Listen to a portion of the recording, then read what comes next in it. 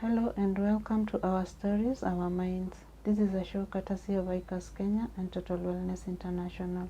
Here we get to hear real life stories from real people who have been there and have overcome. We're going to talk about mental health and we'll also get expert guidance on topics related to the same. Today we are talking about HIV and AIDS. And here with us we have a special lady who has come to join us and share her story and her experience. My name is Lilian Odhiambo. I'm your host for today. Welcome and kindly introduce yourself. Okay, thank you, Lilian. I'm Rolex Atiana Shimbiro. I'm a person living with HIV and AIDS. This is my 8th year on ARVs. Yeah. Thank you, Rolex, and thank you for allowing us into your life and sharing your story with us. And to start us off, tell us, how did you find out you have HIV? Okay, I found out I was HIV positive after I was involved in a road accident. So it happened, and after 2 months of the 2 months after the accident, I was supposed to go for some surgery. So they had to conduct several tests, and that is when they tested HIV and it came out positive. Yeah. Kindly just elaborate more on what you think happened during the accident that in the end you got an HIV positive result. Okay, as I said, I really can't tell much. I really don't know how it happened. But during the accident, I was unconscious until the following day when I woke up and found myself at the hospital. What I know is that people died, several people, and some got serious injuries. Yeah, and I think what they were doing at the hospital was to save the lives. Yeah, first. So they just handled people in the case of saving lives. Yeah. Okay. Yeah. So probably there the blood got. Yeah. Yeah. Okay. Now after the test, you have been tested. You're HIV positive. You have gone through the counseling and you've gone through the surgery. Then what happened? Okay. After the surgery, that is when now it dawned to me again that I got a positive result. And I was so much depressed. I was into depression, and the pain was just too much to bear. But I decided I just chose to keep it to myself before I could disclose to any of my family members. Yeah. So you never shared, not even to a close friend? No, I never shared. Yeah. And then what happened next? Okay, next I disclosed to my sister, my follower, and then I talked to my mom, who later shared with the rest of my siblings, and my dad. Yeah. Did you start your medication immediately? Yes, I started immediately. Immediately I was tested after the surgery. I was directed to a place where I could go for more counseling and even attend my clinic. And that is the place I went to, and I found very good counselors. They counseled me so well. And I was put on medication immediately. Yeah. Initially, you had mentioned that you were shocked with the news. Yeah. And how long did it take you to accept, and what happened in the process? Okay, acceptance, I think I just accepted. It's just that it came with a lot of stress, but I accepted immediately. And I said it is something now, my life has changed, so I have to learn to live with it. Yeah, I accepted immediately. The thing is the stress with it, but it has to be there because this is something that I never had. Yeah. Okay. Yeah. Did you ever wanted to go to confirm, because it is something new you didn't expect? Yeah, I did so, and I confirmed several times. I will confirm again and again. Anytime I visited the clinic, I even told them to test me. Like they even did it 3 times in a day. I go there, I just want to test myself to confirm if it is true. Yeah. Because the denial is still lingering somewhere. Yeah, the denial was still there. Okay. Yeah. So this medication you're given the first day, tell us about that. Okay, it came with a lot of reactions because this is something that was new to the body. Yeah, so most of the TB drugs, yeah, they used to react with me so much, like dizziness, you don't feel like eating. Yeah. Okay, so how did you manage that, the side effects of the drugs? Okay, he was told the side effects at times they have to be there, so you just learn to cope with them. Yeah, and then I was told just to take a lot of water. Yeah, and just to check on my diet, kabisa, and that is what helped me. Yeah. During this whole process, from the testing to the start of medication to the side effects, how were you feeling mentally? Mentally, I can say I was almost running mad because it was a shock. He was still in a shock, and then it came with stress, and I was feeling depressed. So mentally, I was not okay. Yeah, I was just feeling like I'm going mad. Yeah. And how are you coping?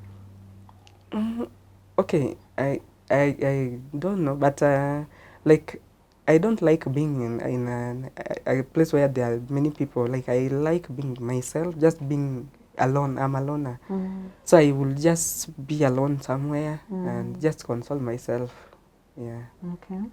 And then finally, did other people around you know about your status? Yeah, I shared with a friend of mine when I went back to college to further my studies. I met this lady. She was my roommate. She's also a teacher. So as I was sharing, she also revealed to me that she is also positive, that I didn't know. So she advised me on how she has been in that journey, and that really encouraged me. Yeah, and we are still friends up to date. She is the only true friend that I have. Yeah. So you realize that people are going through the same? Yeah. Okay. Were you married at that time? No. Yeah, by the time I got infected, I was not married. And by that time, I was not even seeing anyone. Yeah. So I got married later. Yeah. Okay, tell us how it happened. Okay, after I got infected, I got into the support groups in Kisumu. And that is where I met this man. He was also HIV positive, and he was someone who had lived positively for some time. So I met him, and we dated for around 2 years. I met him in 2014 towards the end, around December. So we dated in 2015 and 16, and then we wedded in 2017, April. Yeah. Okay. Did you disclose? Had he also disclosed? Yeah, he had, and I did too. And that is what brought us together. Yeah. Okay. So now you are here, you're getting married, your family is kind of still adjusting, you're also still adjusting, and all these are happening at the same time. And you shared you had a daughter. Did you finally tell her? Yeah, at that moment I didn't tell her because she was still a little bit young. So I told her in around 2017, yeah, before I wedded. That is when I told her, when at least she had known something about HIV and everything. Yeah, she was at least mature enough to know, to at least understand what I was telling her. Yeah. Has HIV, being living with HIV, affected your behavior? No. No, it hasn't. Has it affected how you relate to other people? Okay, I can say it has, because it's them who have, they decided to maybe distance themselves from me. But with me, I have no problem with anybody. Yeah.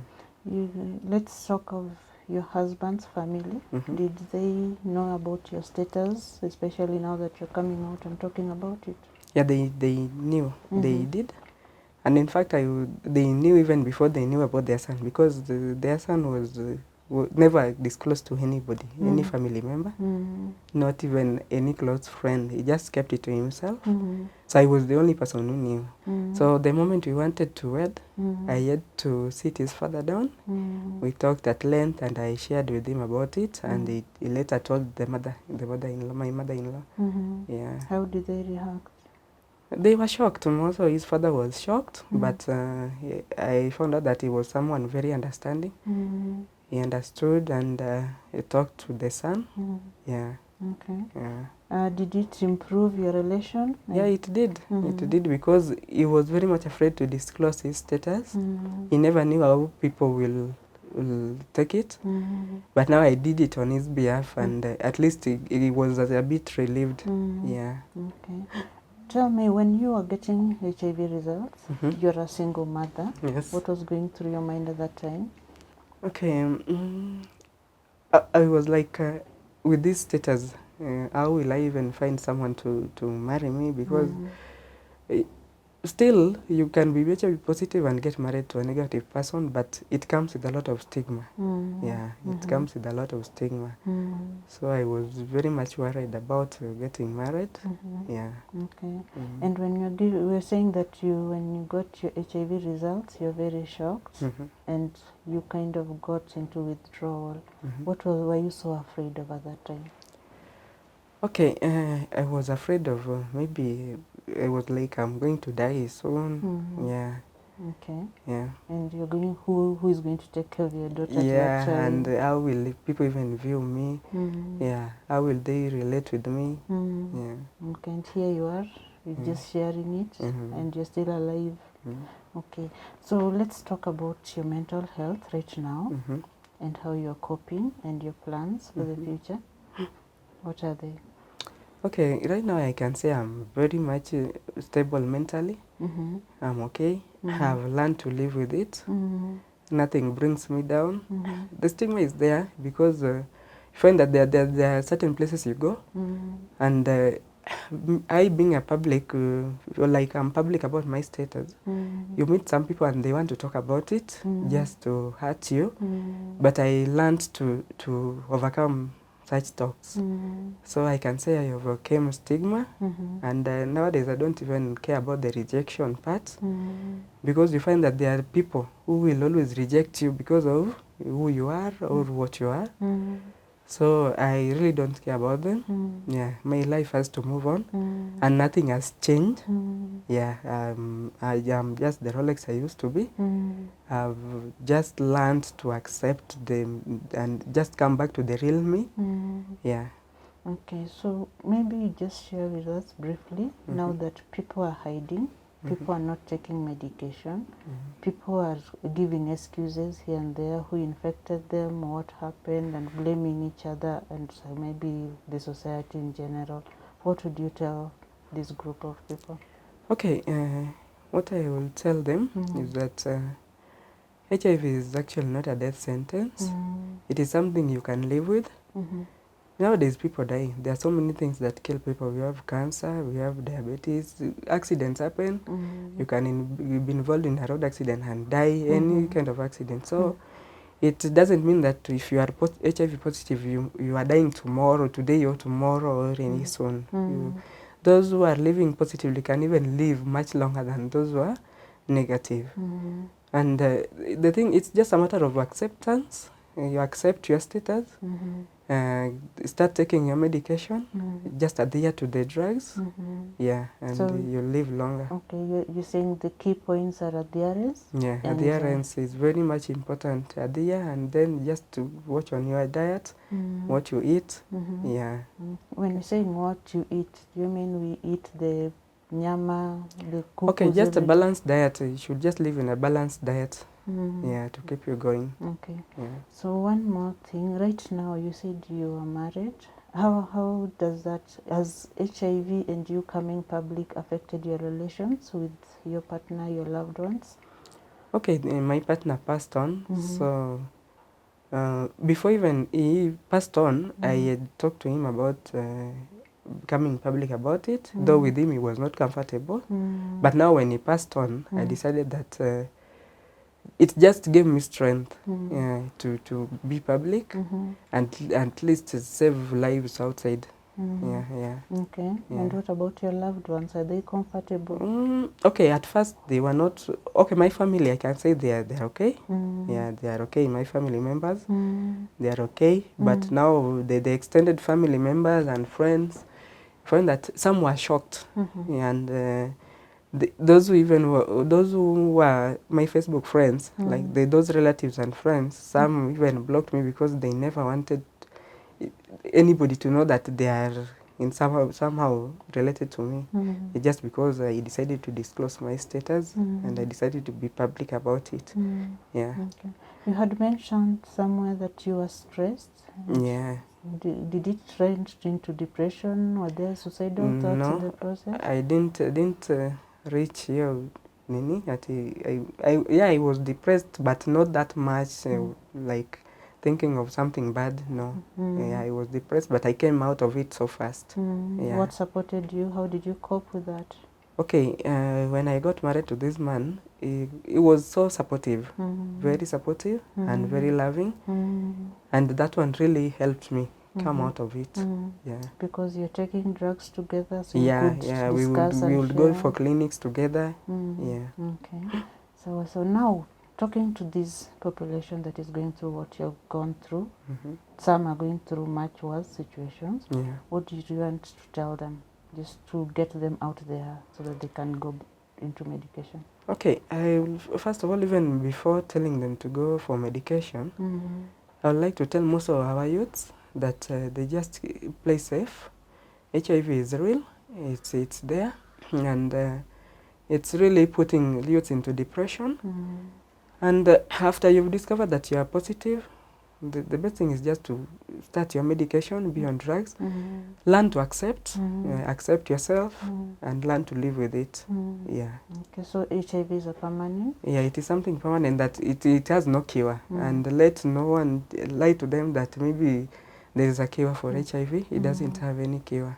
Yeah. But people normally say that once you have HIV and AIDS, just like you thought, once you have HIV, you're going to have AIDS and then you're going to die. No. Okay, like I, at the moment, I'm undetectable. Yeah. So to some point, we can even go for a test, and mine comes out. It comes out negative to mean that the virus has been suppressed. It can't be seen. Yeah, it's there but can't be seen. Yeah. So what you're saying, that it is possible for a virally suppressed HIV person to go for a test and the result comes out negative. Yeah. How does that work? Okay, it works when, like, when you adhere to your drugs, the virus becomes suppressed, so you become undetectable. Yeah, and undetectable equals to untransmittable. You cannot transmit HIV when you are undetectable. You cannot transmit it to anybody. That is where, like, it comes when you are positive and someone is negative, and maybe you get married. So long as one person is undetectable, you cannot infect the person who is negative. Yeah, so undetectable is equals to untransmissible. The risk is reduced. Yeah, it is reduced when you are undetectable. Okay. Yeah. And that also gives you healthy lifestyle? Yeah. It also gives you long life. Yeah, and you can even breastfeed. Like my small girl, I breastfed up to 2.5 years, and she's okay. Yeah, she's HIV negative, and she breastfed from birth to 2.5 years. Right now, she is 3 years 7 months. Yeah. How do you feel? I feel good, because most moms are afraid. Most positive moms are afraid of breastfeeding their babies. But again, breast milk is very important to the baby. So I just advise mothers, before you start, maybe before you give birth and you are HIV positive, ensure you attend your clinics, ensure you are on drugs. You take adhere to your drugs until your viral load is very much suppressed, is okay, and then you are undetectable. After you are undetectable, you can breastfeed your baby until the time you want, so long as the baby is also on the nevirapine medication. Yeah. I've heard of mothers who, for one reason or another, most of it is about disclosure. They've not shared with their partners, so even giving medication to the child is a problem. What would you tell such mothers? Okay, I will just advise, before maybe you get married, if you are positive, the best thing is to disclose. Even if this person will reject you, better the person rejects you, but you've saved a life. You've saved his life, you've saved the life of maybe the unborn child. Yeah, because at one point you have to give birth. But if you are like, you can't share with the person you love, it won't work, because you will even be afraid to take your medication. Yeah. And what would happen? And then definitely it will result to not adhering, and then you'll just get more infections, and later on just be down. Okay. Yeah. Thank you so much, Rolex, for allowing us to interrogate your life. Any final words? Okay, my encouragement is, as a positive person, just to encourage people, those who are HIV positive. It's not a must that you disclose to the world that you are positive, but find people whom you trust so much, you can disclose to them. Then support groups are there. Ensure that you are in a support group. Then at least adhere to your medication. Visit your clinics, know your viral load. Yeah. Adhere to your medication and all shall be well. Okay. Yeah. Thank you so much, Rolex. We've heard Rolex's story. She's shared the experience and her journey. It is a journey and she's continuing with the journey. HIV is manageable and let us not allow it to get into the AIDS state. Let us continue adherence the way Rolex has advised us. Thank you so much for watching us. My name is Lillian. Till next time.